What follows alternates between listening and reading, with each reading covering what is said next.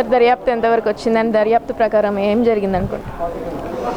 మనకు ఈ ఐనవోల్ మండలం పున్నేలు గ్రామంలో ఈ ఫరహత్ అనేటువంటి ఒక ఉమెన్ తన ఇద్దరు పిల్లలతోటి స్విమ్మింగ్ పూల్లో పడి చనిపోయిందనే విషయం మనకు తెలిసేసి ఇక్కడ మార్చులో బాడీలు పెట్టిన విషయం పైన మన పోలీసు తెలిసిన వెంటనే ఇక్కడికి మార్చుల దగ్గర రావడం జరిగింది. ఇక్కడ అటు అమ్మాయి యొక్క తండ్రి అలీ గారు ఇచ్చినటువంటి ఫిర్యాదు వరకు చూసినట్లయితే ఆమె ఫరహత్ అనే తన కూతురుకు అదే గ్రామస్తులతోటి సుమారు 11-12 సంవత్సరాల క్రితం వివాహం జరిపించారని, అటు క్రమంలో వాళ్ళిద్దరికీ కూడా ఇద్దరు ఆడపిల్లలు పుట్టారు.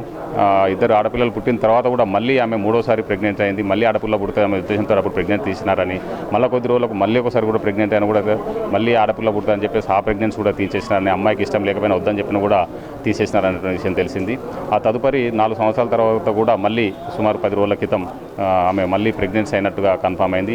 ఈసారైనా నేను ఈ ప్రెగ్నెన్సీ ఉంచుకుంటా అని చెప్పి అమ్మాయికి ప్లస్ ఆమె భర్తకు మధ్య వాళ్ళ కుటుంబ సభ్యుల మధ్య కొంచెం తీవ్ర వివాదం జరిగినట్టు. ఆ తదుపరి ఆమె ఎట్టి పరిస్థితుల్లో నేను ఈసారి తీసేసుకోను, ఈసారి ఉంచుకుంటాను అని చెప్పేసి అన్న తర్వాత ఆ అబ్బాయి కూడా ఒప్పుకున్నట్టు నటించేసేసి నిన్నటి రోజున ఆమెను ప్లస్ ఆమె ఇద్దరు పిల్లలను ఉద్దేశపూర్వకంగా తన సొంత స్విమ్మింగ్ పూల్ అయినటువంటి ఆ పున్నేలు గ్రామంలో ఉన్నటువంటి స్విమ్మింగ్ పూల్ దగ్గరికి తీసుకెళ్ళినాడని, ఆ తర్వాత అక్కడ నుండి ఆ స్విమ్మింగ్ పూల్లో వాళ్ళను నమ్మించేసేసి తోసేయగా అట్టి నీళ్లలో పడి చనిపోయినట్లుగా తెలుస్తుంది.